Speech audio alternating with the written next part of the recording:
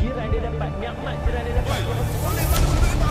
Jadi kita kita buat ibadat. Sudah tentu akhlak dia. Kita kat Mekah hati kita bersih tu kan. Mak bapak kita pada tempat yang sewajarnya.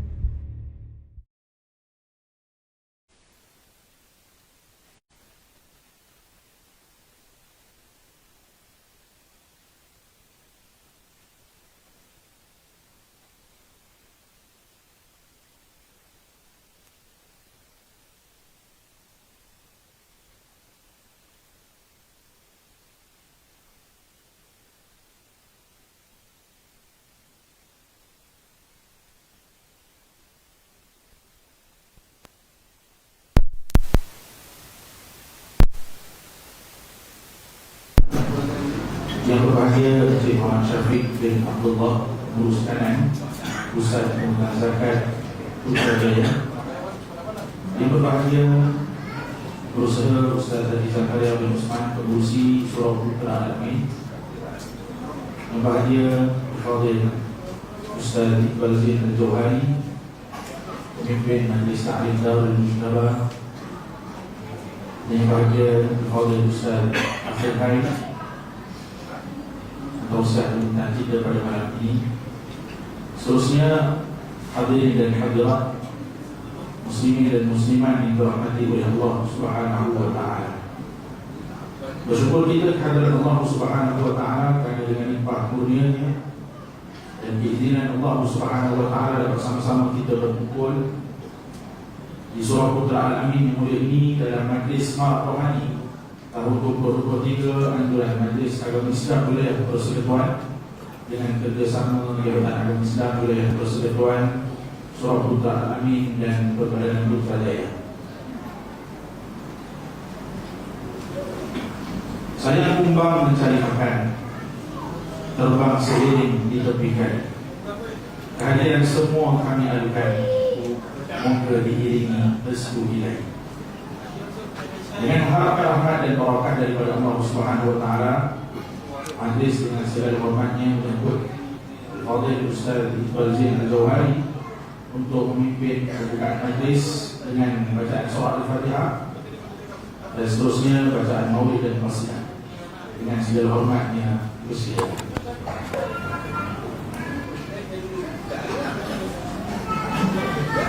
Bismillahirrahmanirrahim. Al-Fatihah dalam kabul wa ta'ala kulli suri ma'amul wa salam syakri zahra al-fatihah fiddin wa dunya wa akhirah wa ala kulli niyyatin fa'imah wa ila hadratin Nabi Mustafa sallallahu alaihi wasallam. Al-Fatihah.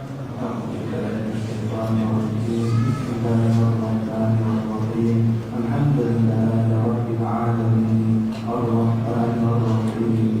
Maliki yaumiddin. إياك نعبد وإياك نستعين اهدنا الصراط المستقيم صراط الذين أنعمت عليهم غير المغضوب عليهم ولا الضالين آمين. يا ربي صل على محمد يا ربي صل عليه وسلم يا ربي صل على محمد يا ربي صل عليه وسلم يا ربي صل على محمد حبيبك الشافع المشفع يا ربي صل على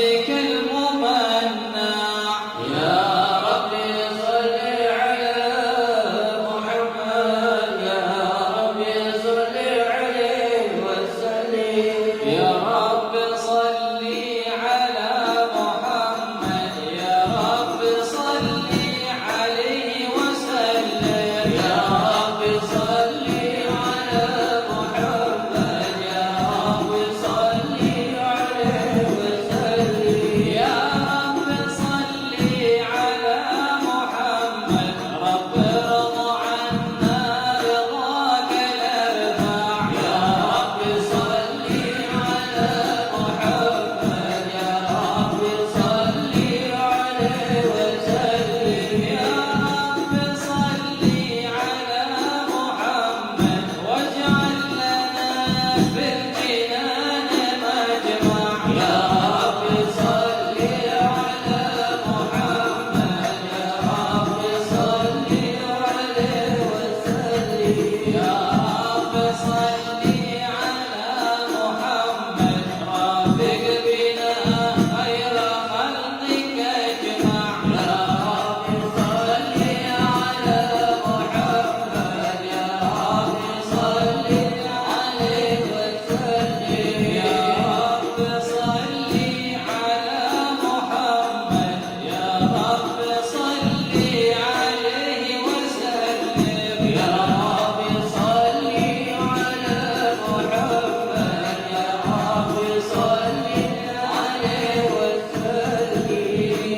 وسلم اللهم صل وسلم وبارك عليه وعلى آله أعوذ بالله من الشيطان الرجيم بسم الله الرحمن الرحيم إنا فتحنا لك فتحا مبينا ليغفر لك الله ما تقدم من ذنبك وما تأخر ويتم نعمته عليك ويهديك صراطا مستقيما وينصرك الله نصرا عزيزا لقد جاءكم رسول من أنفسكم عزيز عليه ما عنتم حريص عليكم بالمؤمنين رؤوف رحيم وإن تولوا فقل حسبي الله لا إله إلا هو عليه توكلت وهو رب العرش العظيم إن الله وملائكته يصلون على النبي يا أيها الذين آمنوا صلوا عليه وسلموا تسليما اللهم صل وسلم وبارك عليه وعلى آله السلام عليك زين الأنبياء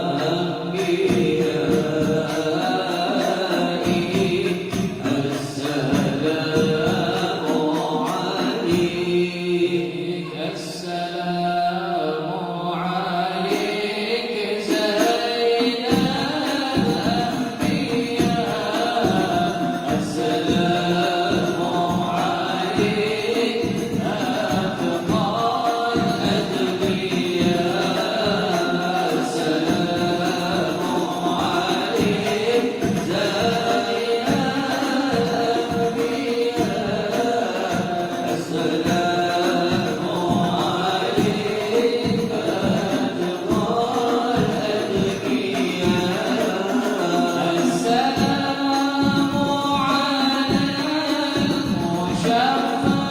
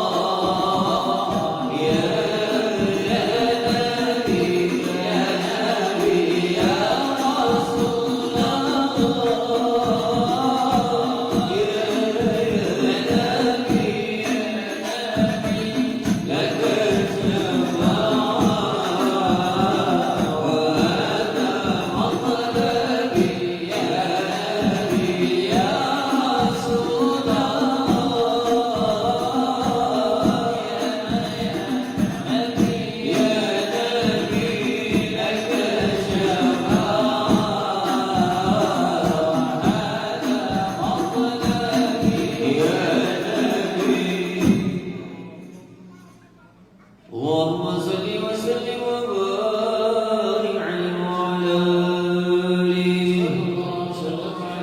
الحمد لله الذي هدانا بعبده المختار من دعانا إليه بالإذن وقد نادانا لبيك يا من دلنا وحدانا. صلى عليك الله بارك الذي بك يا مشرق خصنا وحمانا مع آلك الأطهار بعد سرك أسبابهم سبل النجاة حمانا وعلى صحابتك الكرام حماة دينك أصبحوا لولائه عنوانا والتابعين لهم بصدق ما حدا حاد المودة هيج الأشجانا. والله ما ذكر الحبيب لدى المحب إلا وأضحى والها نشوانا.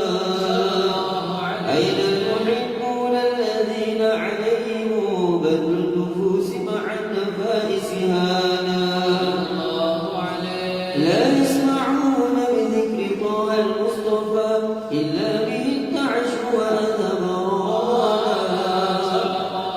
فاهتاجت الأرواح تشتاق اللقاء وتحن تسأل ربها رضوانا. حال المحبين كذا فاسمعنا سير المشفع وريف الآذانا.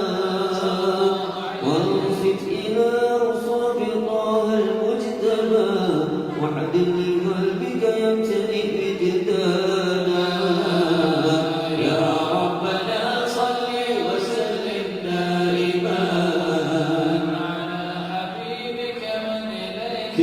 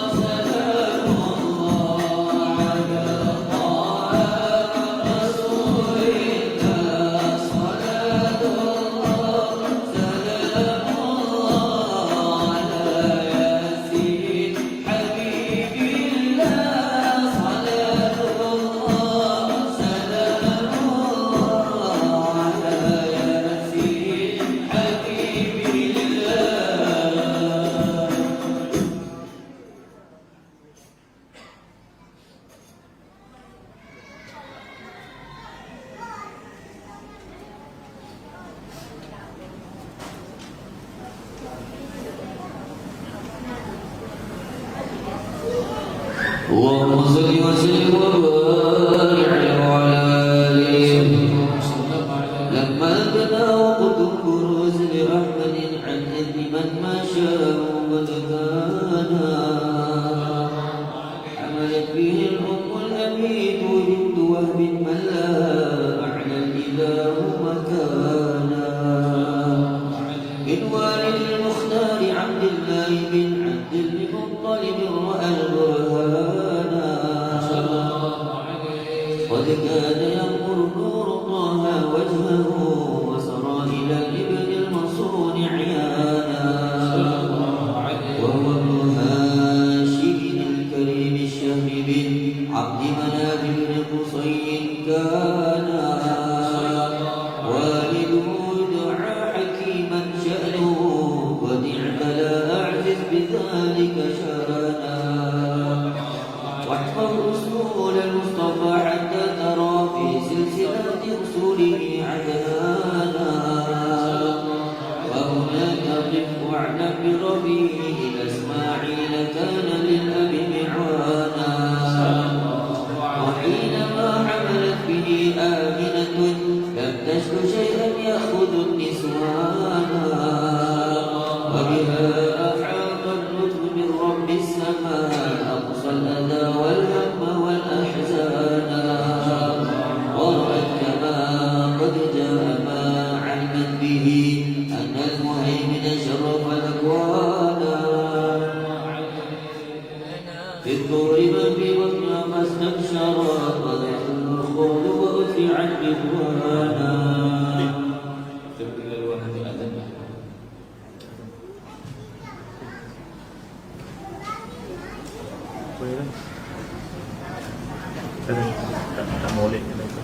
tak molek hukum Masalah. Kita dah. Mai-mai dulu. Kita dah.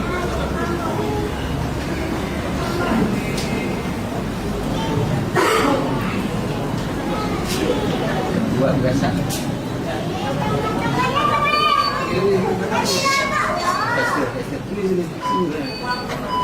Sini. Sini.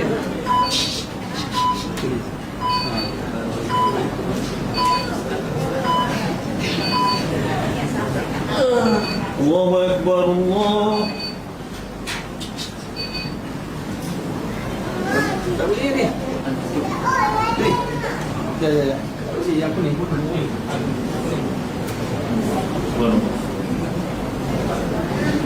الله أكبر الله أكبر الله أكبر الله أكبر أشهد أن لا إله إلا الله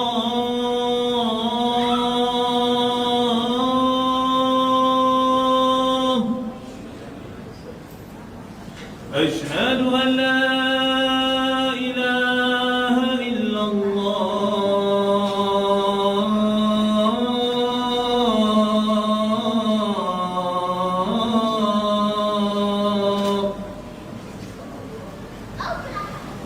أشهد أن محمدا رسول الله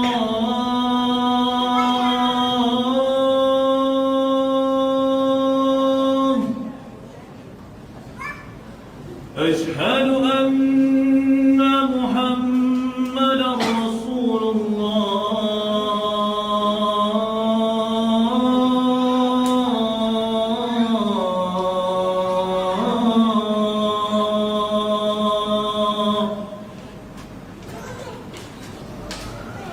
هيا على الصلاة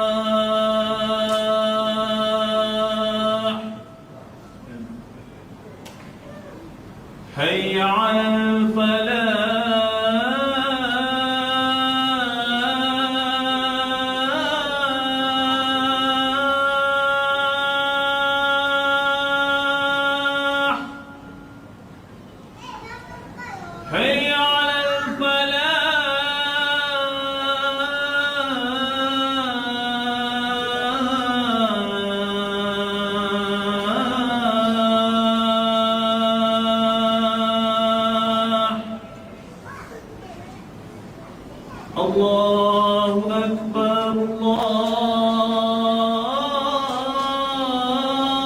الله أكبر لا إله إلا الله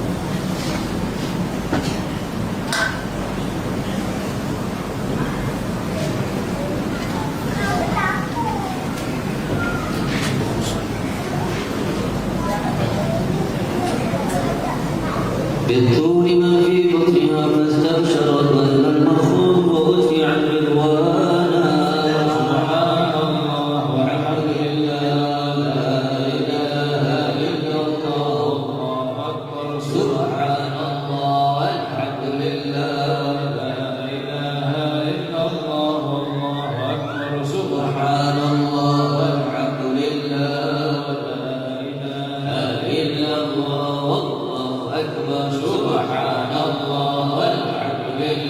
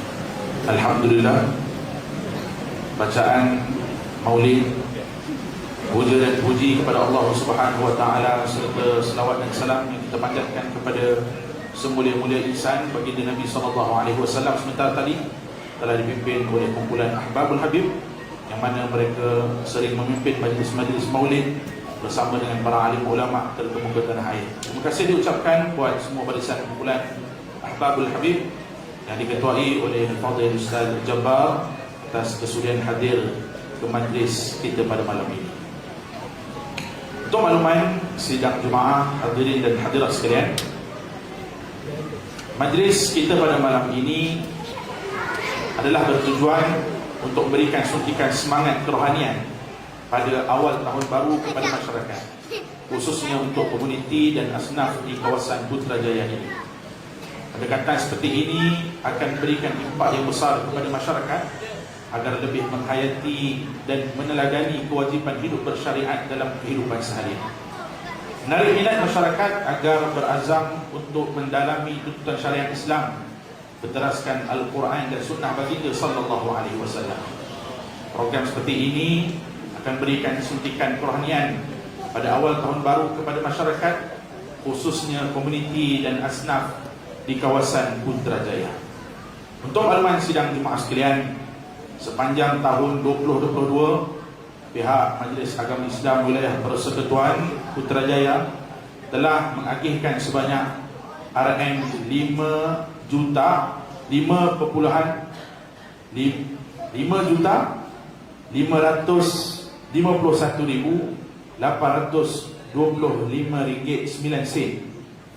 kepada seramai 2,115 orang asnaf, termasuk dalam membiayai program-program komuniti dan kebajikan buat warga Putrajaya. Alhamdulillah, tahniah diucapkan kepada Majlis Agama Islam Wilayah Persekutuan Putrajaya. Kain bernama Sutera Impian ditenun rapi penuh cekal. Maka tibalah masa ucapan aluan daripada Ustaz Zaid, nama dikenal. Majlis menyebut mempersilakan yang berusaha Ustaz Haji Zakaria Osman, pengurusi Surah Putra Amin, untuk menyampaikan ucapan aluan. Dipersilakan.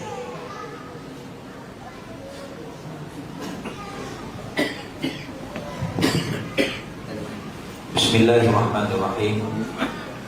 Assalamualaikum warahmatullahi wabarakatuh.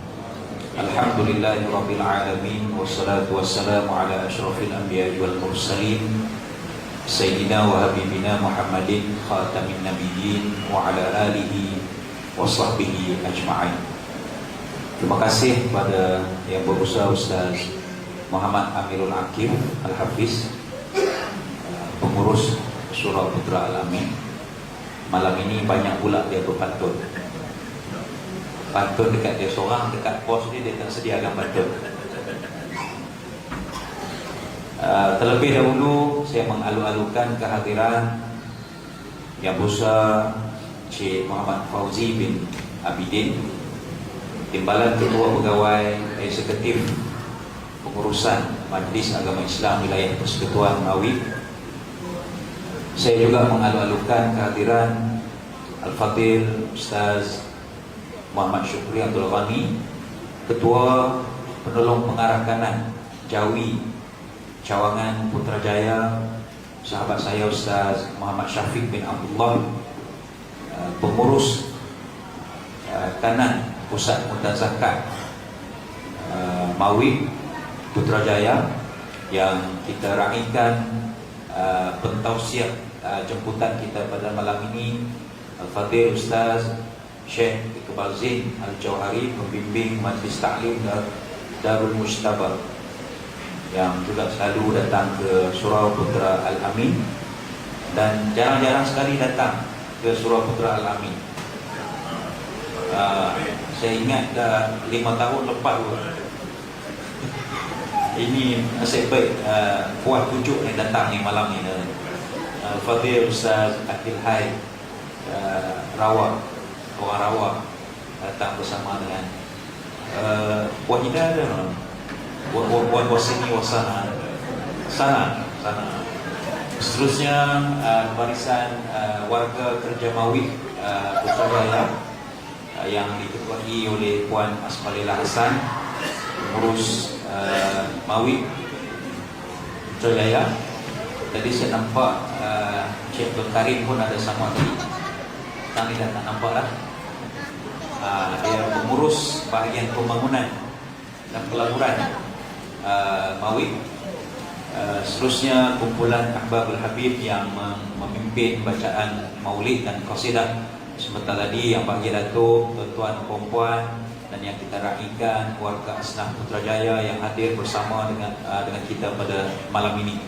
Alhamdulillah, Majlis Semarak Rohani tahun 2023 yang diilhamkan oleh oleh Mawid Cawangan Putrajaya dan Surau Putra Al-Amin pada malam ini dipilih untuk menjadi tuan rumah. Dan kami merasa bertuah dan berbangga atas pemilihan Surau Putra Al-Amin untuk menghancurkan ataupun menjayakan Majlis Semarak Rohani. Seperti yang dimaklumkan oleh Ustaz Amirul sebentar tadi, bahawa majlis ini diadakan sebagai salah satu usaha bersama untuk kita meniup semangat. Lebih-lebih lagi kita diberi kesempatan dan peluang oleh Allah Subhanahu wa taala dipanjangkan usia kita bertemu dengan tahun pengurusan 2023. Dan sudah pasti umat yang terbaik, Muslim yang baik ini, dia hari ini lebih baik daripada hari semalam. Dan umpamanya tahun ini, tahun 2023 ini, kita nak jadi lebih baik daripada tahun yang sebelumnya. Dan itulah Muslim yang berkualiti. Dan untuk menjadi yang terbaik, sudah pasti kita memerlukan suatu perancangan yang teliti, suatu azam, suatu istiqamah untuk kita melakukan, untuk kita menjadikan diri kita sebagai seorang Muslim. Kalau diri kita sebagai individu, kalau diri kita sebagai pimpinan, sama ada pimpinan dalam ahli keluarga, sebagai suami, sebagai istri, sebagai anak-anak, sebagai apa sahaja. Kalau dalam organisasi seperti kami di Surau Putra Al-Amin ini, insyaAllah semalam jawatan kuasa bermesyuarat, insyaAllah bagaimana untuk kita menjadi lebih baik daripada tahun-tahun yang sebelumnya. Sudah pasti memerlukan satu perancangan, satu musyawarah, suatu azam dan istiqamah, berpandukan bagaimana firman Allah Subhanahu wa taala dalam Al-Quran. Sebagai contoh dalam surah Ali Imran ayat 159, yang mana Allah Subhanahu wa taala mengajar kepada Nabi Muhammad sallallahu alaihi wasallam supaya membudayakan amalan syura dalam urusan keduniaan. Nak merancang, nak mengatur strategi, plan bagi apa sahaja untuk mencapai kecemerlangan di dunia. Dan lalu Allah Subhanahu wa taala menyeru dengan mengatakan bahawa fa iza azamta fatawakkal 'ala Allah. Apabila kamu berazam untuk mencapai sesuatu matlamat, sesuatu kejayaan, maka hendaklah disertai dengan bertawakal kepada Allah. Dan sesungguhnya Allah sangat suka kepada orang-orang yang bertawakal. Tuan-tuan dan puan-puan sekalian, muslimin dan muslimat, para jemaah, sudah pasti kita dalam meneruskan kehidupan kita ini, lebih-lebih lagi kita berada di Putrajaya, kota pentadbiran negara kita yang kita kasihi, negara Malaysia ini. Sudah pasti kita ingin memposisikan hidup kita dalam sebuah kota pentadbiran ini dengan keadaan pembangunan yang ada.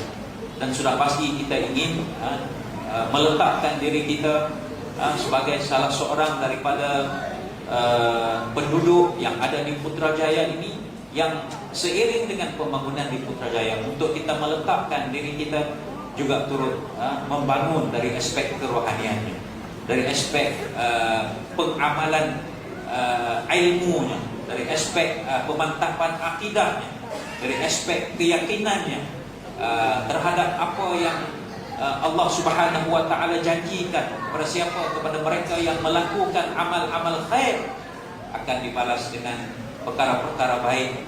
Dan seterusnya kita hendaklah sama-sama untuk kita berazam untuk kita menjadi seorang Muslim yang terbaik dalam ruang lingkup kehidupan kita setiap hari dan setiap masa. Mudah-mudahan Allah Subhanahu Wa Taala sentiasa menyuntik semangat kita, membimbing kita untuk melakukan perkara-perkara yang baik. Beruntung kita menjadi orang Islam, orang mukmin, kerana Nabi SAW mengkhabarkan suatu khabar yang gembira, bahawa kalau kita berniat untuk melakukan sesuatu perkara kebaikan, maka Allah Subhanahu Wa Taala sudah memberikan suatu pahala kebaikan. Kita berniat sahaja, belum kita melaksanakan.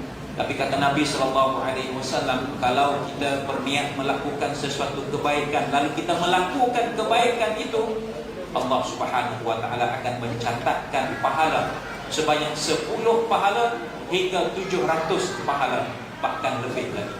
Tapi sebaliknya Allah Subhanahu Wa Taala dengan sifat Rahman dan Rahimnya, apabila seorang hamba itu berniat untuk melakukan sesuatu perkara-perkara keburukan, perkara-perkara yang kecil dan munkar, berniat saja, Allah Subhanahu Wa Taala tidak mencatatkan apa-apa lagi. Berniat untuk melakukan dan tidak melakukan, mendapat pahala. Niat nak buat satu benda yang maksiat tapi kita menahan diri pada melakukan kemaksiatan, maka Allah mencatatkan ganjaran kepada diri kita. Dan itulah luasnya rahmat Allah Subhanahu Wa Taala seandainya kita mengenali bahawa Allah sangat baik dan suka kepada orang yang baik-baik. Sekadar itu tausiah ataupun sekadar ucapan haluan saya pada malam ini sebagai membuka laluan kepada pentausiah kita Ustaz Iqbal Zain dan juga Ustaz Akil Hai, untuk memberi ruang kepada mereka masa yang lebih banyak. Aqulu qawli hadza astaghfirullahalazim li wa lakum. Assalamualaikum warahmatullahi wabarakatuh. Waalaikumsalam warahmatullahi wabarakatuh. Terima kasih diucapkan kepada Berusaha Fadil Ustaz Haji Zakaria bin Osman atas ucapan haluan yang begitu bersemangat sebentar tadi. Tahun baru 2023 datang menyapa, usia kita meningkat sudah. Jangan biar amal tiada, bimbang hisab di akhirat payah. Marilah kita sama-sama tumpukan perhatian untuk mendengarkan titipan wasiat dan nasihat bertajuk Membina Azam dan Istiqamah Menuju Mardatillah yang akan disampaikan oleh Al-Fadhil Ustaz Akil Hai. Dipersilakan.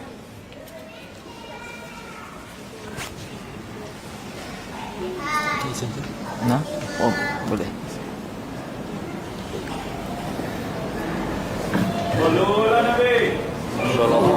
Bismillah.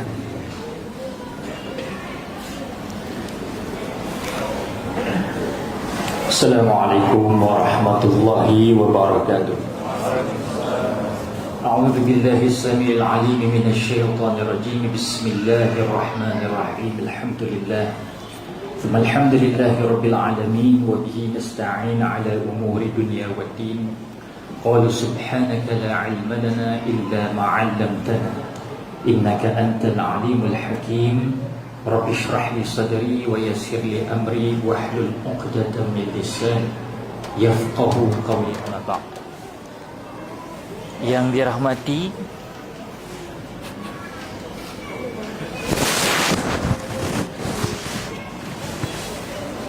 dirahmati lagi kita kasihi Al-Fadhilatul Syekh Ustaz Zain, merangkap pengurusi Surau Putra Al-Amin Resen 8, yang berbahagia Encik Muhammad Fauzi bin Abidin, Timbalan Ketua Pegawai Eksekutif Pengurus Warmawi.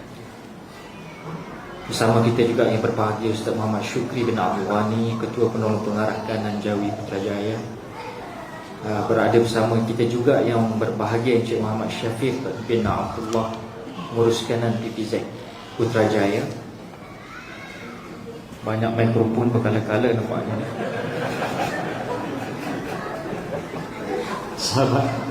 Sahabat saya lama tidak ketemu, iaitu tidak perlu diperkenalkan bagi beliau juga lah. Antara seorang guru kita di sini, tidak lain tidak bukan yang mulia, yang berbahagia Syekh Al-Fadilatul Syekh Iqbal Zain Al-Jawhari, pimpinan Majlis Ta'alim Darul Mujtaba. Masya Allah, dah lama tak jumpa Ustaz, minta maaf anak asli Ustaz. Dan seluruh kepimpinan surau kita dan kumpulan qasidah burdah, Masya Allah, bisauti jamil. Mudah-mudahan tembus ke langit, setiap kalimah-kalimah tu tembus ke langit. Subhanallah. Ini merupakan para hadirin hadirat rahimakumullah, perhimpunan kita menuju ke era 2023 kalau ikut tahun Masihi lah, ya. Apa-apa pun, siapa pun dan di mana pun, an-nafs, the battle that never ends. Control it before it control you. Cakap orang putih sikit sebab dengan Ustaz Zaid ni kena cakap orang putih sikit. Pun nampak cantik Oh, nampak cantik sikit. Nafsu ni tuan-tuan dan puan, the battle that never ends.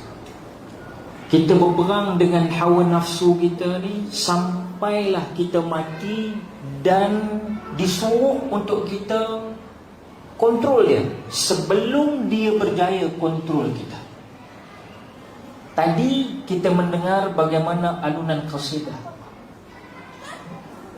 Halwa telinga kita juga ada nafsu. Bayangkan pada malam ini dihidangkan dengan kalimat-kalimat thayyibah, kalimah-kalimah yang membesarkan junjungan besar Nabi Muhammad sallallahu alaihi wasallam. Telinga yang sama juga mungkin satu ketika dulu mendengar bukan qasidah burdah. Mungkin when the smoke is going down daripada kebelah Scorpion, Led Zeppelin dengan Immigrant Song. Alhamdulillah, inilah ciri-ciri orang yang berazam untuk terus berhijrah dan istiqamah untuk berhijrah. Kerana apa?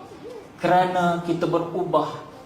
Bak kata Ustaz Zaid sebentar tadi, lebih baik daripada kemarin. Namun bukanlah kita di sini untuk menuding jari dan menghukum mereka-mereka yang belum berhijrah. Kerana mereka juga ada rentasan-rentasan yang perlu mereka hadapi. Semuanya tertulis di dalam skrip Tuhan Empunya Dunia yang cukup sempurna. 2022 meninggalkan kita dengan tragedi Batangkali, mengorbankan 13 nyawa umat Malaysia. 2022 meninggalkan kita satu sejarah 3 adik-beradik kena renjatan elektrik di Kelantan. 2022 meninggalkan berbagai bermacam-macam, dan masuk 2023 juga musibatu tarbiyah terus berlaku, menunjukkan bagaimana Allah sedang terus mendidik kita untuk kembali bertuhan. Para hadirin sekalian, dalam skrip Tuhan Empunya Dunia ini tidak ada yang tetap, tuan-tuan dan puan. Sebab itu hidup ini tidak pernah siap. Hidup ni tak pernah siap. Ustaz Zaid, hidup ini tidak pernah siap. Beliau ada di sini, kemudian tak siap di sini, dia akan pergi ke sana, ke sana, ke sini, ke sana, ke sini. Tidak pernah siap. Kalau dulu kita tengok orang lain, sekarang orang lain, tapi alhamdulillah, nampaknya jawatan kuasa terus kekal untuk maimarahkan rumah Allah ini, subhanallah. Tetapi mereka menjadi aset untuk bergerak berdakwah di luar sana, tuan-tuan dan puan. Sebab hidup kita ini tidak pernah siap. Ada saja yang kita perlu bikin, ada saja yang perlu kita buat. Dan tajuk kita ialah, yang kita nak buat ni apa dia, adik kakakku sekalian? Menuju wali mardhatillah. Makcik sebut wali mardhatillah ni senang, tetapi tengok kehidupan kita dalam menuju redha Allah. Kita kadang-kadang tidak dibentangkan dengan permaidani merah, permaidani hijau, permaidani biru, tapi dia datang dengan mihnah dan tribulasi. Terkadang dia datang dengan umpatan dan kejian. Terkadang ada bunyi sarkasm di mana-mana. Itulah yang dilalui oleh junjungan besar Nabi Muhammad sallallahu alaihi wasallam, sehingga turunnya ayat fa inna ma'al usri yusra, Inna ma'al usri yusra. Sungguh, kata Tuhan punya dunia kepada Nabi, nak pujuk Nabi, sungguh dalam kesusahan itu ada teriring dengan kesenangan. Sekali lagi Allah Ta'ala kata, sungguh setiap kesusahan pasti ada kesenangan. Jadi tuan-tuan perempuan, muslimin muslimat rahimakumullah, sebab itulah perubahan terus berlaku. Dulu saya datang ke sini, tuan-tuan perempuan, Ustaz Zaid jemput tak berapa tahun dulu dah. Belum lagi putih janggut aku.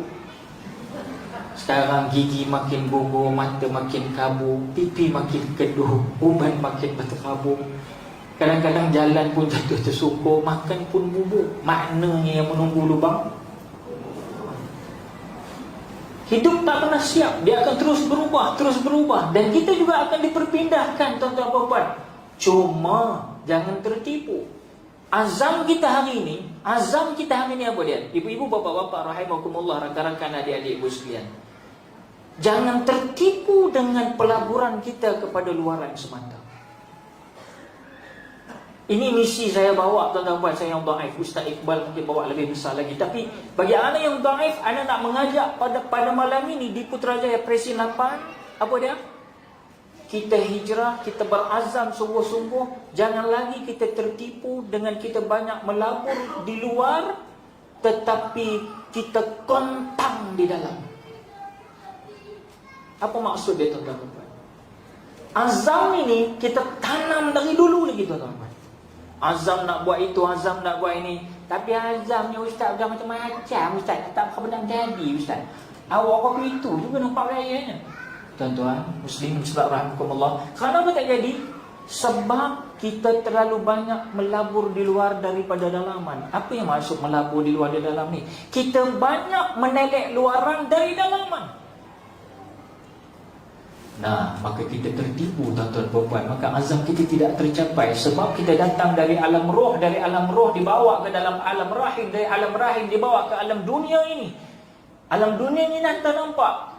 Fa'akum bizawahir, kita berhukum dengan benda-benda yang nyata, mata melihat. Tetapi kita lupa ada satu mata lagi, mata basirah, mata yang menelek dalaman. Dan siapa di dalam itu? Roh kita. Roh dari alam roh dibawa ke alam rahim, dari alam rahim ditumpahkan ke dunia. Jadi alam dunia ada hukum hakam yang perlu kita patuhi. Dan kita akan dipindahkan ke dalam alam barzakh. Jasad dikebumikan, ruh disoal siasat. Sampai wasiqal ladzina taqaw rabbahum ilal jannati zumara. Allah Ta'ala kata apa dia? Dan kamu akan dibangkitkan daripada kuburan kamu, dibawa berombong-rombongan ke dalam jannah Allah. Ini orang-orang yang sampai azamnya, tuan-tuan perempuan, wali mardatillah. Namun di sana Allah pesan, wasiqal ladzina kafaru ila jahannam zumara. Dan ada satu kaum akan dibangunkan dari kuburan mereka, dibawa berombong-rombongan, az-zumar, berombong-rombongan. Pergi ke mana? Di dalam neraka. Syurga neraka bukanlah persoalan, tuan-tuan. Itu adalah milik Allah, ketentuan Allah. Sebab ada sang pelacur yang kerjanya melacur, tetapi memberi anjing minum. Kerana mati anjing itu kalau tidak minum, maka dia ambilnya ikatan rambutnya, dia ambil, diletakkan di kasurnya, kemudian dia ambil di perigi yang ada air sedikit, diberi minum. Masya Allah, tabarakallah. Allah melihat bagaimana keikhlasannya.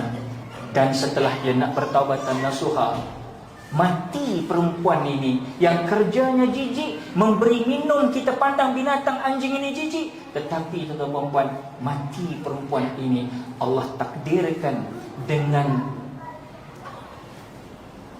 keredaannya untuk dimasuk ke dalam syurga Allah. Sebab itu syurga dan neraka bukan persoalan kita, tuan-tuan. Ada orang kata kita tertipu. Pasal apa tertipu, tuan-tuan? Aku semayang baru aku dapat rezeki. Ya benar, kalau awal-awal dulu betul, tuan-tuan. Tapi dah lama sikit, tuan-tuan, tuan-tuan akan rasa aku semayang adalah kerana itu perintah Allah. Amron, perintah. Bukan aku semayang kerana aku nak duit. Bukan aku berpuasa kerana aku nak itu. Bukan aku nak haji kerana nak tahtal haji. Tetapi aku buat ini kerana apa? Wali mardatillah tajuk kita pada malam. Tetapi nak dapat inilah kita melalui dengan semak, samut, onak, ranjau, duri ni tuan-tuan dan puan. Perlu kepada mujahadah. Dan malam ini bila kita berselawat, tuan-tuan dan puan, selawat-selawat ni tuan-tuan dan puan, ini ubat yang paling baik. Kalau ada yang capek pada malam ini, kalau ada yang sakit pada malam ini, ada bukan sekadar fizikalnya tetapi kerohaniannya. Sebab itu saya kata jangan tertipu dengan zahir. Tapi bukanlah maknanya tak boleh jaga, bu. Luaran kita tu kalau merajuk pula suami kita tengok, kan, belilah kupu-putih. Maaflah putih. Tak apalah, belilah. Pasal itu luaran. Tetapi bukan itu tujuan. Sebab dia akan sirna masuk ke dalam alam barzah. Dia alam barzah akan masuk ke alam barzah. Yang kekal apa? Roh. Sebab itu roh daripada alam roh pergi ke alam janin, roh itu juga alam janin, alam rahim keluarkan dalam dunia, roh itu juga sampai ke dalam alam kubur, roh itu juga sampai dibawa ke dalam syurga dalam jannah Allah. Amin, insya-Allah. Roh yang sama, tuan-tuan. Sebab itu jangan tertipu dengan luaran. Namun luaran itu hanya amanah untuk kita jaga juga. Bukan tak jaga, kena jaga. Tapi tuan-tuan, yang paling penting, pasal apa kita ni rasa macam azam kita tak tercapai lagi? Percaya atau tidak percaya, saya yakin tuan-tuan puan, pada malam ini ramai yang tengok Syekh Ustaz Iqbal Zain di hadapan. Ramai yang tengok VVIP kita di hadapan. Ramai yang tengok wajah Ustaz Zaid di hadapan.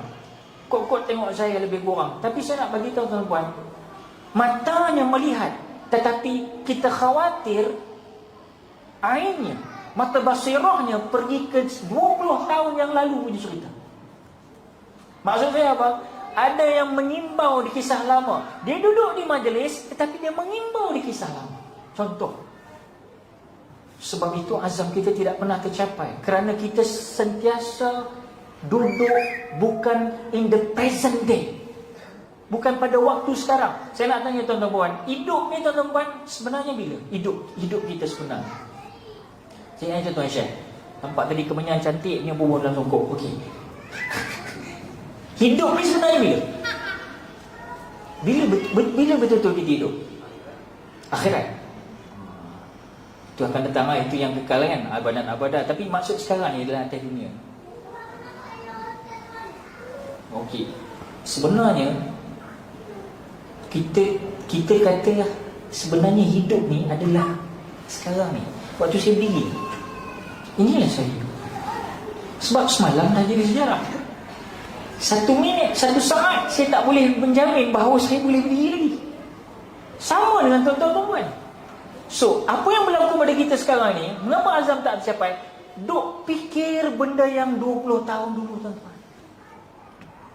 Kalau ada kita dendam dengan orang, kita marah dengan orang, yang marah itu tak dilepaskan lagi, tuan-tuan. Sebab itu hari ini banyak lagi ruang-ruang rahmat Allah nak turun. Tapi kerana memikirkan, kerana sifat-sifat ini, menyebabkan kita terus tertutup, hadirin hadirat rahimakumullah, untuk terus memacu kehidupan ke hadapan. Saya yakin anda faham maksud saya. Sebab kalau kita fikir, duduk sekarang, tetapi kalau sakit 10 tahun yang lalu, tapi kalau anda fikirkan sakit itu pada sekarang ini, al-an dalam bahasa Arab, sekarang ini, tuan-tuan dan puan, rasa sakit itu tidak pernah berubah sama sekali. Sedih 10 tahun lalu, kalau rasakan pada hari ini, rasa itu sama kakak, tak kurang sedikit pun. Sebab itu jangan duduk pada waktu lalu. Syukuri apa yang ada sekarang. Sebab janji Allah apa dia? La in syakartum la azidannakum wa la in kafartum inna 'adabi lasyadid. Kalau kamu syukur, aku tambah nikmat kamu. Kalau kamu kufur, azab aku amat pedih. Jadi maksud di sini tuan-tuan dan puan, untuk kita berazam sungguh-sungguh berubah, tolong ingat beberapa perkara yang kita sebut tadi, supaya kita dapat sisip dan tanamkan, supaya kita tidak lagi hanya melihat kepada kepada luaran kita, tetapi kepada yang penting dalaman kita. Sebab hakikat diri seorang insan itulah umpama kaca, kata Imam Ghazali. Imam Ghazali tuan-tuan kata, hakikat diri insan umpama kaca. Kalau dia tidak dibersihkan, ibu, bapa-bapa, abang-abang, kakak-kakak dan adik-adik sekalian, kalau kita tidak dibersihkan hati kita ni, tuan-tuan dan puan, maka ibarat kaca lah, tuan-tuan dan puan. Tak dibersihkan, maka timbullah sifat-sifat kesyaitan. Tapi kalau dibersihkan, timbullah sifat-sifat ketuhanan. Para hadirin yang dirahmati Allah, dalam perjalanan hidup ni, tuan-tuan dan puan, semua orang ada melalui masalah. Siapa yang tidak ada masalah? Nabi Muhammad SAW dalam peristiwa Taif yang begitu sekali kita tak boleh nak baca sirah nabawiyah dia, bagaimana sukarnya Nabi berdepan dengan pemuda-pemuda berani mati Taif ketika itu. Dalam sejarah, lipatan sejarah disebut, tuan-tuan dan puan. Tapi itulah namanya kehidupan. We born as a Muslim, we will die as a Muslim. Kita akan menempuh jalan-jalan ini. Namun di sana, tuan-tuan dan puan, pertolongan Allah itu dekat.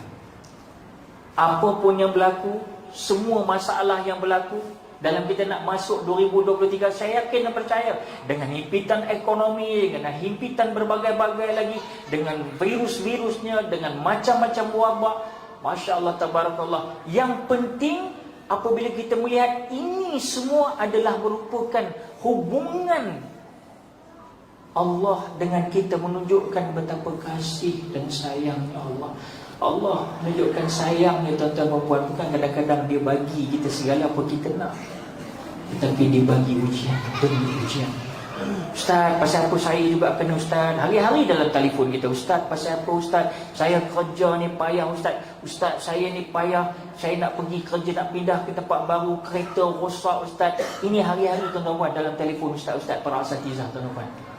Dan kita jawab satu ya, tuan-tuan. Sebelum kita nak buat tindakan apa-apa, cek hubungan kita dengan Allah. Jangan salahkan orang lain, jangan hukum orang lain. Telek ke dalam diri kita. Ibda' binafsik. Dalam agama suruh tengok diri kita dulu. Mungkin kita terlalu banyak menuding jari keluar. Itu saya kata, banyak melabur di luar, tetapi kita lupa nilai-nilai jati diri yang Allah berikan kepada kita yang cukup hebat, cukup banyak. Jadi kita asyik tumbuhkan luar, kat dalam kering kuentang, tuan-tuan dan puan. Sedikit lagi, tuan-tuan dan puan. Sebagai penutup, saya nak tinggalkan anda semua dengan 4 pertanyaan yang mungkin tengah duduk ni, kadang-kadang dia datang, tetapi kita tepis dia, maka dia jadi haba'an manthura, macam debu yang berterbangan. Apa 4 pertanyaan yang ini kita buat balik, tuan-tuan. Azam sungguh-sungguh cari jawapan ini. Apa dia? 4 pertanyaan yang selalu berlegar dalam diri kita, namun kita terus lalai. Yang pertama, apa yang aku nak? Itu satu. Azam kita ni, apa yang aku nak? Itu satu. Yang kedua, aku kat mana? Macam lagu siapa dulu Ustaz? Aku kat mana, awak kat mana kan? Singapura kan? Sekarang aku kat mana? Yang ketiga, apa tujuan aku hidup? Dan yang terakhir, siapa aku? Tak boleh Ustaz, kita tapau satu kali. Kita bagi soalan, kita bagi jawapan. Yang pertama, apa yang aku nak? Tuan-tuan dan puan, apa yang aku nak? Cari pahala banyak-banyak. Ustaz, pahala ni Ustaz macam ni Ustaz? Kadang-kadang dia susah juga Ustaz. Kita semayang nak cari wali marudhatillah, nak puasa, nak zakat, nak haji untuk wali marudhatillah, bukan nak cari pahala Ustaz. Tetapi anda kena faham, Nabi sendiri suruh beramal, carilah pahala banyak-banyak. So, itu namanya jalan syariat. Kalau ada orang tolak jalan syariat, maknanya anda sendiri faham maksud saya. Maksudnya apa? Cari pahala. Fastabiqul khairat, buat segera berlumba-lumbalah kalian buat kebaikan. Tak boleh buat semua, jangan tinggal semua. Para hadirin sekalian, apa yang aku nak? Cari pahala sebanyak mungkin ketika roh berada di dalam jasad. Yang kedua, aku kat mana ni? Aku di mana ni? Saya bukan kata tuan-tuan, saya sendiri kadang dulu bawa kereta nak pergi ceramah, dalam minda kita ni main. Aku di mana? Ketika itulah tuan-tuan dan puan, turunnya satu kalimah, okey, nak ikut jalan mana? Kalau tadi syariat suruh cari pahala banyak-banyak, ada caranya jalan mana nak ikut. Itulah tarikat, bukan terikat, tarikat. Dekat Mekah dulu tuan-tuan dan puan, zaman korang pergi haji, zaman-zaman tak tahu Ustaz Zaid dengan para hadirin, para VIP kita, Ustaz Iqbal pun mungkin.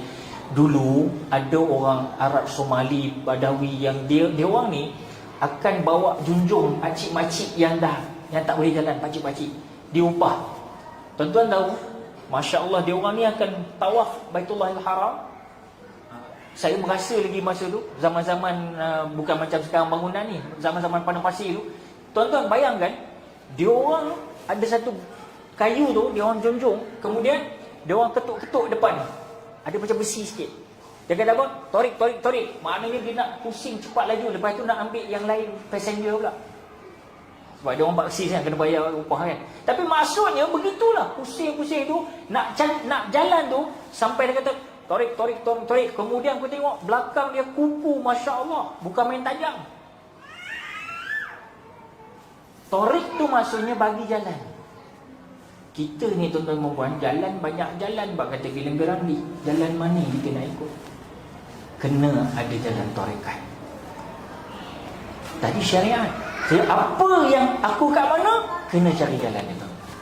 Azam betul-betul tuan-tuan dan puan. Duduk majlis ilmu, berguru, bukan hanya dengan Mr. Google tuan-tuan dan puan. Hari ini saya rasa tuan-tuan dan puan, disebabkan guru-guru Google ni terlalu banyak, maka berlakulah pertindanan dan pertembungan demi pertembungan antara sesama kita. Dan benda ni kan agak-agak kurang sihat. Bagi para alim ulama tak ada masalah, sebab mereka berilmu, tetapi pengikut-pengikut akhirnya menimbulkan fitnah dan menimbulkan draw the line. Masing-masing draw the line, tak mau campur yang sana tak mau campur sini. Sedangkan Nabi membawa wa ma arsalnaka illa rahmatan lil alamin, bawa rahmat seluruh alam. Tapi kalau ada ilmu memisahkan kita sesama Muslim, saya rasa itu jauh daripada apa yang cara Nabi bawa. Kecualilah apabila segolongan yang ditegur tidak mau berubah dan kita tetap menegurnya dan Nabi suruh meninggalkan. Itu lain cerita. Tetapi dari segi ukhuwah, silaturahim, macam malam ni tuan-tuan. Jadi aku kat mana, carilah dalam jalan tarikat. Yang ketiga, apa tujuan aku hidup? Tuan-tuan, tujuan kita hidup, saya tanya pada brother kita tadi kan, inilah sekarang brother hidup malam ni disaksikan oleh terlipan bintang di langit. Begitulah malaikat melihat di bumi. Kita tengok mana bintang tak nampak, nak hujan kot. Begitulah penghuni langit mengintai-intai ke dunia, di mana ada keripan-keripan. Di mana tempat itu? Tempat orang yang mengadakan majlis-majlis ilmu, membesarkan Rasulullah SAW, selawat dan sebagainya. Allahu Akbar. Jadi al-an sekarang ini hidup kita diisi dengan benda ini. Yang lepas saja sejarah tu, dan ke depan kita perbanyakkan lagi. Maknanya apa tujuan aku hidup? Jalan ini dipanggil, kalau tadi syariat kemudian datang tarikat, sekarang hakikatnya kita duduk di dalam surau Putra Al-Amin Presin 8. Syukur. Kalau tidak, mungkin kita di Mawar Biru, di 11LA. Mungkin korang tak faham apa aku cakap ni, tak apa. Dan yang terakhir sekali, siapa aku? Jackie Chan pernah buat filem Who Am I, katanya. Siapa aku? Tuan-tuan, maka kalau datang mula dengan syariat, datang tarikat, datang jalan hakikat, dan akhir sekali siapa aku, maka mari kita sama-sama mula mengenal diri kita. Kadang-kadang kita banyak kenal artis daripada diri kita. Minta maaf teman-teman. Kenal orang yang kita admire sungguh-sungguh sampai kita hilang janji diri kita, tuan-tuan. Tak salah kita nak suka ke orang, tapi jangan sampai mengorbankan apa yang ada di dalam jiwa kamu. Sebab itu, siapa aku? Kenali diri kamu. Saya cuba mengenal diri saya. Kenal diri, maka kenallah Allah. Al-awal din ma'rifatullah. Bermula agama mengenal Allah. Macam mana kenal Allah, Ustaz? Apa yang tak nampak apa? Cuba kenal diri kita. Tengok dengan sifat-sifat yang Allah telah kurniakan kepada kita. Tengok alam terbentang luas. Tengok langit yang tidak bertongkat. Tengok gunung ganang. Tafakur, tafahum, tadabbur. Tuan-tuan, ini semua akan memahamkan who am I? Siapa aku? Siapa aku ini? Jadi insya-Allah tak lain tak bukan, marilah sama-sama kita terus sentiasa mensyukuri tuan-tuan. Azam kita apa pun, sikit banyak, sakit, sehat, cantik, putih, gelap, lawa, yang paling penting alhamdulillahirabbil alamin. Hamdan yuwafi ni'amahu wa yukafi mazidah. Terus syukur Kak. Terus syukur. Dengan syukur itu saya yakin dia akan menjadi suatu penambah momentum untuk kita mencapai azam kita. Mudah-mudahan dengan azam kita yang untuk yang kali ini, kita tidak akan lagi tertipu dan terus tertipu dengan suasana milenium ini yang hanya manusia mengejar spotlight, mengejar intention, mengejar glamour. Dan ini juga punca kegagalan azam-azam yang kita tanam. Kerana sekali lagi saya tekankan bahawa kita melabur pada luaran, melihat kepada orang lain, melihat kepada kasut orang lain, tidak melihat kepada diri kita sendiri. Para hadirin sekalian, satu hari tuan-tuan perempuan, otak kita ni ada 60-70 ribu akal dalam satu hari berfikir. Satu hari rahmat Allah bagi kat kita berfikir ni 60 hingga 70 ribu akal, makna berfikir satu hari. Dan 95% adalah benda yang sama semalam kita buat. Sebab itulah kita tak boleh berubah. Saya ingat diri saya, keluarga saya, benda yang sama, 60-70 ribu punya fikir dalam satu hari. Tapi 95% kajian sains dibuat, memang manusia hanya memikirkan benda yang sama sahaja. Tapi tidak bagi baginda junjungan besar Nabi Muhammad sallallahu alaihi wasallam. Bagi dia futuristik. Itu yang Aisyah kata ibarat Quran yang berjalan. Dia memikirkan masa depan. Sebab itu bila ada orang tanya kepada seorang tokoh pemimpin dalam negara kita satu ketika dulu, ada seorang tokoh pemimpin pernah ditanya bahawasanya macam mana Tok Guru, kita ni kadang-kadang nak memimpin negeri ni payah. Apa kata Tok Guru? Allahyarham Tok Guru ni Aziz. Tok Guru ni Aziz semat pegang untuk khalifah-khalifah yang ada di bumi Presin 8 ini. Apa kata Tok Guru Aziz? Al-Waliullah. Dia kata satu je, bagi hamba ni mimpin negeri ni tak ada masalah. Yang jadi masalahnya mimpi hati. Gusbang pun tak ada masalah. Soal nak memimpin negara, memimpin negeri tak ada masalah. Tapi yang jadi masalah apa dia? Memimpin hati kita.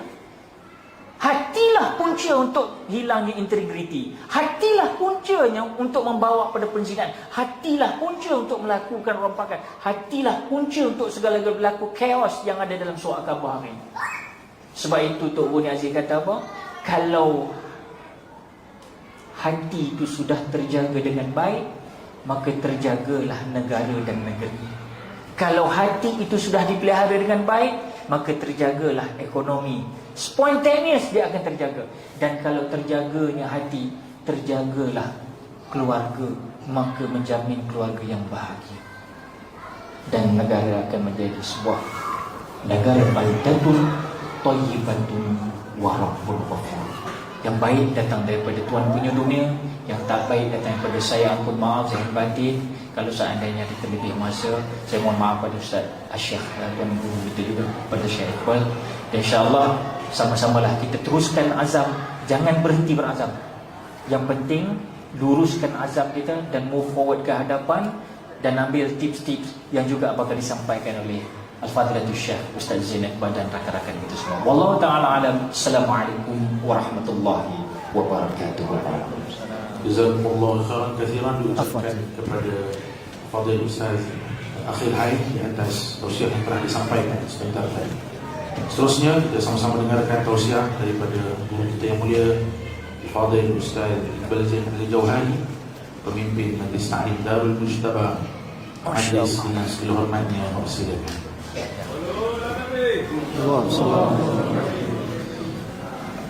Assalamualaikum warahmatullahi wabarakatuh. Innal hamdalillah, assalatu wassalamu ala rasulillah sayyidina Muhammad ibn Abdullah wa alihi wa sahbihi wa man walah, amma ba'd.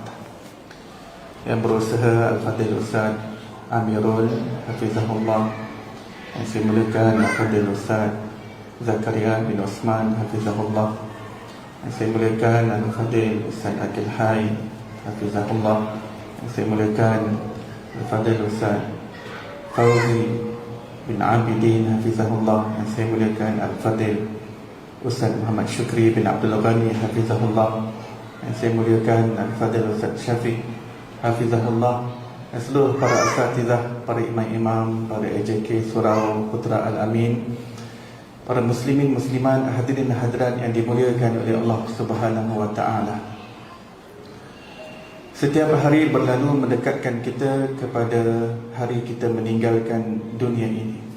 Namun ulama berpesan kepada kita, sebelum kita tinggalkan dunia ini, sebelum kita meninggal dunia, bagaimana kita dapat tinggalkan dunia ini? Sebelum kita meninggal dunia, bagaimana kita dapat tinggalkan dunia ini? Sebelum kita pergi daripada dunia ini, bagaimana dunia dapat pergi daripada diri kita? Sebelum kita dihisab, bagaimana kita dapat menghisab diri kita di dunia ini? Sebelum kita berjumpa dengan Allah SWT di akhirat, bagaimana kita dapat berjumpa dengan Allah di dunia ini? Sebelum kita dapat melihat Allah Ta'ala di akhirat, bagaimana kita dapat menjadi hamba Allah yang melihatnya di dunia ini, mencapai maqam al-ihsan. Disebutkan dalam hadis yang sahih, Rasulullah sallallahu alaihi wasallam bersabda, al-ihsan an ta'budallah ka'annaka tarah, fa in lam takun tarahu fa innahu yarak. Rasulullah pesan kepada umatnya untuk menjadi mukmin yang sebenar-benar mukmin, yang sejati, yang mencapai maqam al-ihsan, iaitu menjadi hamba Allah yang kamu seolah-olah melihat Allah. Bagaimana kita menjadi hamba Allah yang seolah-olah melihat Allah? Iaitu kita melihat alam ini segalanya adalah kesan perbuatan Allah Subhanahu Wa Taala, dan segalanya adalah penzahiran daripada nama-nama Allah Subhanahu Wa Taala. Maka sudah tentu kesan perbuatan tidak akan terpisah daripada pemilik perbuatan itu, pelaku hakiki, iaitu Allah Subhanahu Wa Taala. Maka kita lihat apa sahaja yang berlaku pada diri kita, apa yang berlaku pada alam ini, segalanya adalah aturan yang indah daripada Allah Subhanahu Wa Taala, dan kita reda dengan Allah Subhanahu Wa Taala. Untuk kita mencapai reda Allah, kita perlu reda dengan segala ketentuan Allah, ketetapan Allah Subhanahu Wa Taala. Ulama mengatakan, bagaimana kamu dapat tahu kedudukanmu di sisi Allah Subhanahu Wa Taala? Adakah kamu mempunyai kedudukan yang tinggi ataupun kedudukan yang rendah di sisi Allah Subhanahu Wa Taala? Ulama mengatakan kamu dapat mengetahui dengan lihat kepada hatimu. Adakah kedudukan Allah dalam hatimu itu agung, lebih agung daripada segala-galanya? Ataupun dalam hatimu ada perkara yang lebih menyibukkan daripada kamu mengingati Allah Subhanahu Wa Taala? Adakah kesibukan kamu kepada dunia dan jiwa kamu lebih banyak daripada kesibukanmu dalam mengingati Allah Subhanahu Wa Taala? Seorang yang sembahyang, angkat takbir Allahu Akbar, dia berada dalam perjumpaan yang khusus dengan Allah Subhanahu Wa Taala. Maka apakah yang menyibukkan fikirannya? Apa yang menjadi lintasan fikirannya? Apa yang menyibukkan jiwanya? Seperti mana yang Ustaz Akil Hai sebut tadi, bahawa kita mengalami lebih kurang 70,000 lintasan fikiran setiap hari. Apakah lintasan-lintasan fikiran yang datang ketika kita dalam salat, berada dalam istana pertemuan dengan Allah Subhanahu Wa Taala? Adakah hati kita masih disibukkan dengan dunia? Hati kita masih disibukkan dengan makhluk? sehingga hilang khusyuk, sehingga hilang kehadiran hati bersama Allah Subhanahu Wa Taala di dalam solat, di dalam istana raja kepada sekalian raja, pertemuan yang khusus, appointment yang penting, dating yang sangat penting antara kita dengan Allah Subhanahu Wa Taala, dan Allah sedang mengawasi apa yang berada dalam jiwa kita, apa yang terlintas dalam fikiran kita. Maka ulama mengatakan, kalau kamu sebut Allahu Akbar, Allah Maha Besar, iaitu Allah Maha mengatasi segala-galanya, tetapi kamu masih ingat dunia lagi, bermakna kedudukan Allah di hatimu tidak tinggi. Bermakna ada sesuatu lain yang lebih tinggi, yang lebih penting untuk kamu mengingatinya dalam salat. Maksud Allahu Akbar, Imam Ghazali mengatakan bukan besar daripada segi saiz. Bukan maksud Allah Maha Besar, Allah lebih besar daripada bumi ni, Allah lebih besar daripada planet ni, Allah lebih besar daripada cakrawala. Dia bukan lebih besar daripada sudut saiz, kerana Allah bukan bersaiz. Allah tidak berukuran, Allah tidak berjarak. Allah bukan perpecahan, bukan jenis objek yang ada saiz lebih kecil, lebih besar.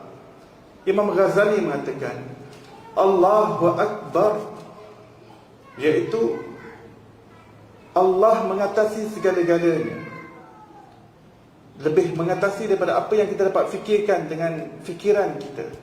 Dan mengingati Allah lebih agung, lebih hebat, lebih penting daripada segala-galanya. Kerana itu Allahu Akbar ianya berkait dengan wala dzikrullahi akbar. Dalam ayat Quran mengatakan wala dzikrullahi akbar. Dan sesungguhnya mengingati Allah itu lebih besar daripada segala-galanya, maksudnya lebih penting daripada segala-galanya. Maka apabila kita perhatikan jiwa kita, jika masih dalam solat mengingati dunia dan juga makhluk, seolah-olah kedudukan dunia itu lebih penting daripada Allah Subhanahu Wa Taala. Seolah-olah dunia itu lebih berhak untuk diingati berbanding Allah Subhanahu Wa Taala. Dalam keadaan Allah sedang mengawasi hati kita. Maka kita telah masuk dalam 2023, suatu azam apabila kita buat, ya Allah, kuatkan niat aku untuk mendapatkan hakikat khusyuk di dalam salat. Tinggalkan dunia. Bagaimana kita dapat tinggalkan dunia? Apabila hati kita tenggelam dalam lautan mengingati Allah Subhanahu Wa Taala. Apabila hati kita fokus dan memiliki tumpuan yang penuh kepada Allah Subhanahu Wa Taala. Dan ianya hendaklah berlaku di dalam solat dan di luar solat. Akan tetapi untuk memiliki tumpuan yang penuh, jiwa yang betul-betul fokus kepada Allah di dalam solat adalah lebih utama lagi. Sungguh pun ia patut berada di luar solat juga, tetapi dalam solat kita berada dalam pertemuan yang lebih istimewa, lebih khusus dengan Allah Subhanahu Wa Taala. Maka berapa puluh tahun kehidupan kita telah berlalu, kita bertaubat kepada Allah Subhanahu Wa Taala dengan solat-solat yang kita lakukan yang tidak ada khusyuk di dalamnya. Kadang-kadang sedih apabila satu rakaat berlalu tidak ada khusyuk di dalamnya, dua rakaat berlalu tidak ada khusyuk di dalamnya. Sehingga kan jika solat itu 4 rakaat penuh, 4 rakaat itu tidak ada khusyuk di dalamnya. Na'udzubillah min dzalik. Boleh jadi dia ada 4 kedai, dimiliki 4 kedai. Kedai yang pertama, rakaat yang pertama dikira debit kredit, untung rugi kedai yang pertama. Masuk rakaat kedua dikira untung rugi kedai yang kedua. Masuk rakaat ketiga untung rugi kedai yang ketiga. Masuk rakaat keempat dikira untung rugi kedai yang keempat. Ada satu kisah, ada satu orang lelaki dia sembahyang, imam sembahyang terlebih jadi 5 rakaat. Jadi yang makmum tadi sebut subhanallah, subhanallah. Imam tadi masih yakin dengan 5 yang dia buat tadi adalah 4 rakaat, ini bukan rakaat yang kelima. Jadi imam tadi teruskan dengan rakaat kelima. Jadi makmum tadi hanya tunggu sampai imam tadi selesai, masuk balik dan bagi salam, dan makmum tadi pun ikut bagi salam. Jadi lepas daripada solat, lepas daripada doa, jadi imam katakan, kenapa kamu kata subhanallah? Sebab imam buat 5 rakaat. Tak, saya buat 4 rakaat, kata imam. Saya yakin imam buat 5 rakaat. Saya yakin. Bagaimana kamu boleh terlalu yakin begitu sekali? Tuan Imam, saya ada 4 kedai. Bila cukup kedai yang keempat saya kira untung rugi. Bila imam tambah satu lagi, saya tahu imam tertambah 1 rakaat lagi. Maka imam tadi kata, kalau begitu kamu solat ingat kedai, ingat dunia, dia kata. Ya, tapi imam ingat apa sampai terlebih jadi 5 rakaat. Walhasil, kita sentiasa bertaubat dengan keadaan kita yang sebelum ini. Seperti mana yang disebutkan oleh Ustaz Akil tadi, bahawa Rasulullah SAW adalah seorang insan yang setiap saat makrifatnya bertambah kepada Allah Subhanahu Wa Taala. Imannya sentiasa bertambah kepada Allah Subhanahu Wa Taala. Pengenalannya semakin bertambah kepada Allah Subhanahu Wa Taala. Dan Rasulullah SAW setiap hari sentiasa bertaubat kepada Allah Subhanahu Wa Taala. Dan ulama mengatakan kenapa Rasulullah bertaubat? Antara faktornya adalah Rasulullah bertaubat daripada hal keadaan baginda sebelum baginda naik kepada peningkatan yang berikutnya. Kerana baginda sentiasa dalam keadaan meninggi makrifatnya, pengenalannya, yakinnya, kekuatan jiwanya dengan Allah SWT setiap detik, setiap saat meningkat. Dia boleh setiap kali meningkat, Rasulullah akan beristighfar, baginda akan bertaubat dengan keadaan baginda yang sebelum itu yang berada dalam keadaan yang rendah. Dalam keadaan baginda tidak ada dosa dan juga maksiat. Tetapi Rasulullah sebutkan dalam hadis, setiap hari aku bertaubat tidak kurang daripada 70 kali. Dalam riwayat yang lain, aku beristighfar, aku bertaubat kepada Allah setiap hari tidak kurang daripada 100 kali. Maka ulama mengatakan 70 dan 100 adalah sebenarnya menunjukkan bukan bilangan yang terhad, tetapi menunjukkan Rasulullah itu adalah orang yang banyak bertaubat dan banyak beristighfar, banyak kembali kepada Allah Subhanahu Wa Taala. Sedangkan baginda adalah maksum. Baginda tidak ada dosa. Baginda seorang yang tidak ada maksiat. Baginda suci daripada segala kesalahan dan dosa-dosa. Akan tetapi Rasulullah mengajarkan kita suatu keadaan hati seorang hamba. Hubungan jiwa seorang hamba dengan Allah Subhanahu Wa Taala tidak take for granted. Tidak take for granted. Tidak merasa aman dengan perangkap Allah Subhanahu Wa Taala. Sedangkan Rasulullah tidak perlu khawatir kerana baginda adalah penghulu syurga Allah Subhanahu Wa Taala. Dan pintu syurga tidak akan dibuka melainkan Nabi SAW yang membuka pintu syurga dengan izin Allah Subhanahu Wa Taala. Akan tetapi Rasulullah SAW ingin menzahirkan hakikat kehambaannya kepada Allah Subhanahu Wa Taala.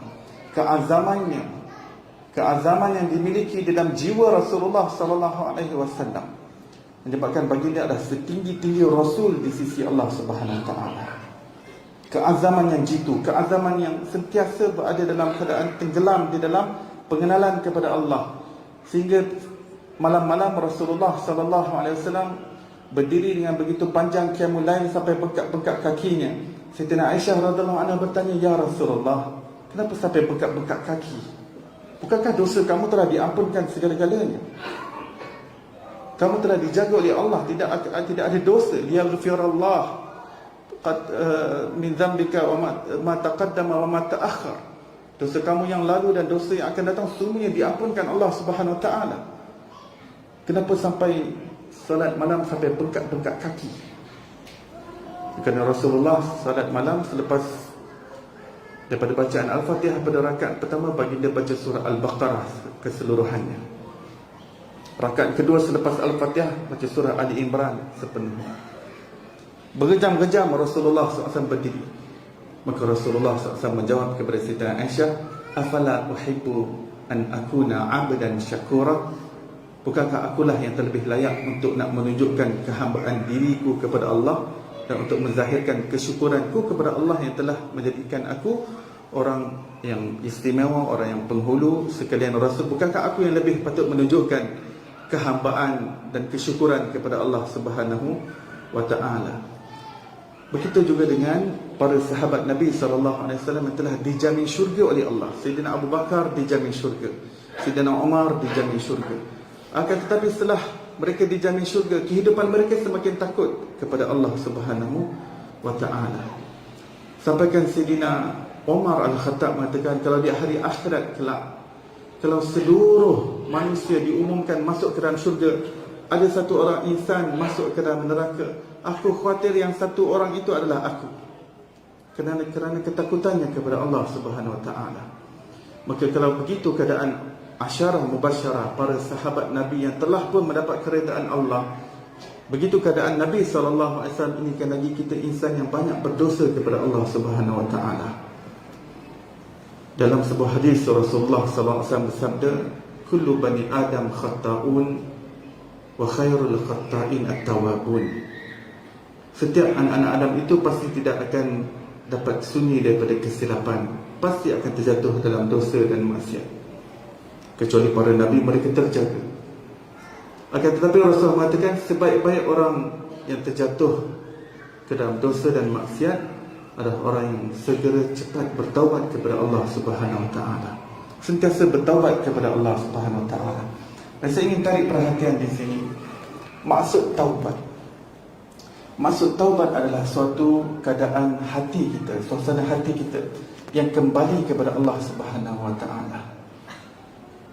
Dan untuk memiliki suasana yang kembali kepada Allah, kita tak perlu tunggu kita jatuh dalam dosa dulu baru kita nak kembali kepada Allah Subhanahu Wa Taala. Akan tetapi setiap detik dan setiap saat kehidupan kita, kita memiliki hati yang sentiasa rujuk, sentiasa kembali kepada Allah, sentiasa kembali kepada Allah. Kita tak tunggu sampai kita nak lakukan maksiat baru kita nak kembali kepada Allah. Tidak. Kita jadikan suatu attitude jiwa kita, suatu sikap hati kita, suatu suasana jiwa kita dan keadaan kalbu kita setiap saat untuk sentiasa kembali kepada Allah. Seperti mana Rasulullah tidak ada dosa dan maksiat, tapi setiap hari sentiasa kembali kepada Allah, setiap detik sentiasa kembali kepada Allah Subhanahu Wa Taala. Itu dipanggil oleh guru kami sebagai hayatut taubah. Ini sebagai suatu lifestyle, sebagai suatu attitude, sebagai suatu sikap, suasana jiwa kita sentiasa kembali kepada Allah Subhanahu Wa Taala, kembali dengan berdamai dengan Allah Subhanahu Wa Taala. Dan Abdullah ibn Mas'ud radhiyallahu anhu mengatakan, orang mukmin yang sejati adalah orang yang apabila dia tersungkur dalam dosa dan maksiat, dia merasakan ianya seperti seolah-olah gunung yang ingin menghempap ke atas kepalanya. Dia merasakan sesuatu yang berat, walaupun dosa itu dosa yang kecil, tetapi tidak take for granted. Mukmin yang sejati, dia beradab dengan Allah Subhanahu Wa Taala. Akan tetapi al-fajir, orang fasik kata Rasulullah, orang munafik, itu orang yang cair imannya, orang mukmin yang bukan sejati. Melihat dosanya adalah seperti lalat yang hinggap di hidungnya, kemudian dia tepis begitu saja, itu sesuatu yang ringan. Maka sesuatu yang patut kita perhatikan sebagai hamba Allah adalah bagaimana adab hati kita dengan Allah Subhanahu Wa Taala. Kita tidak memandang remeh, walaupun dosa itu adalah dosa yang kecil. Kita tidak memandang, dosa kecil, sekejap lagi aku ambil semayang, gugur habis dosa-dosa aku. Dosa ni tak boleh menjejaskan aku, sekejap lagi aku semayang, habis gugur dosa-dosa aku. Tak apa, maksiat dan dosa, aku lebih banyak kebaikan lagi. Aku banyak sedekah, aku banyak solat ni, hujung tahun ni aku ada plan nak pergi umrah, nanti depan Kaabah aku semayang taubat. Maka ini adalah hamba yang tidak beradab dengan Allah Subhanahu Wa Taala. Seseorang yang menggunakan rahmat Allah yang luas sebagai lesen untuk dia terus menderhakai Allah, dia bukan hamba yang beradab dengan Allah, dia hamba yang biadab dengan Allah.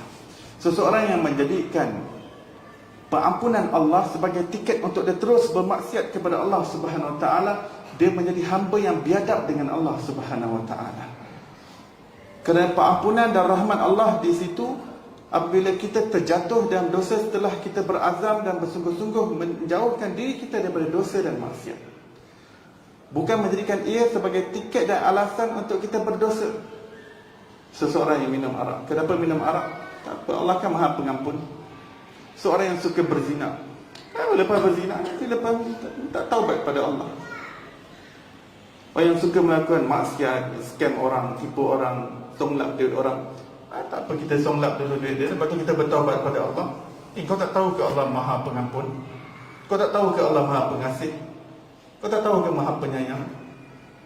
Maka orang-orang yang seperti ini, dalam hadis sahih Rasulullah mengatakan orang yang kurang waras fikirannya, orang yang tolol, kata Rasulullah.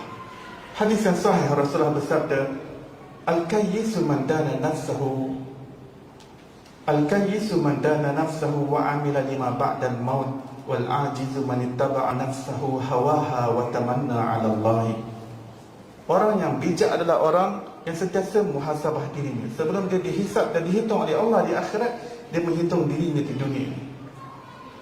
Berapa banyak amal kebaikan yang dia telah lakukan dan sebagainya. Dan dia bersiap untuk kehidupan negeri yang dia nak pergi selepas dia mati. Manakala orang yang bodoh, kata Rasulullah, orang yang tolol, dia terus menerus melampiaskan nafsu syahwatnya yang mengajak kepada keburukan dan kejahatan. Dia puaskan hati dia, dia enjoy, dia jolly, puaskan nafsu syahwat dia, berdosa dan bermaksiat dengan menggunakan tiket alasan Allah Maha Pengampun. Kenapa buat dosa? Allah Maha Pengampun. Kenapa buat maksiat? Rahmat Allah luas. Rugi tak guna rahmat Allah luas. Baik dosa maksiat, lepas tu minta taubat pada Allah, dapat enjoy. Orang yang seperti ini, kata Rasulullah, wal ajiz, orang yang kurang fikirannya, orang yang tolol. Dalam bahasa kita, tolol, ajiz maksudnya tolol, bahlul. Kerana ketika dia bermaksiat, dia boleh saja nyawanya diambil oleh Allah dan dia meninggal dunia dalam keadaan dia tak sempat bertaubat kepada Allah Subhanahu wa ta'ala. Dan syaitan sentiasa memperdaya kita dengan tipu daya tersebut. Dia kata tak apa, engkau berdosa, tak apa, Allah kan Maha Pengampun. Kau ni bodoh kalau kau tak buat berdosa. Allah Maha Pengampun kan, rugi tak guna pengampunan Allah. Baik engkau berdosa, lepas tu kau minta ampun pada Allah. Nanti Allah hapuskan kau, ciptakan makhluk lain yang berdosa, nanti padan muka kau. Itu adalah tipu daya daripada syaitan. Syaitan akan memperdaya kita untuk kita sentiasa biadab dengan Allah Subhanahu wa ta'ala. Maka keazaman kita adalah untuk meninggalkan seluruh dosa-dosa kita yang lampau. Dan kita jangan start dengan memori silam, seperti mana yang disebutkan oleh Ustaz Akil Hai. Kalau kita start dengan masa silam, kita tidak akan dapat move forward dalam perjalanan rohani kita menuju Allah Subhanahu wa ta'ala. Masa kita, hidup kita adalah sekarang, dan Allah masih memberi peluang kepada kita sekarang. Yang akan datang kita tak tahu kita masih ada di sana ataupun tidak. Hatta seminit sesaat yang akan datang kita tak tahu kita masih hidup, kita masih digelar orang atau jenazah. Sesaat yang akan datang kita tak tahu kita masih orang ataupun dah digelar mayat, kita masih digelar orang ataupun almarhum. Sesaat akan datang pun kita tak tahu. Dan yang telah berlalu, telah berlalu. Dan masa kita sekarang ini, bagaimana kita bina hubungan kita dengan Allah Subhanahu wa ta'ala. Sentiasa kembali.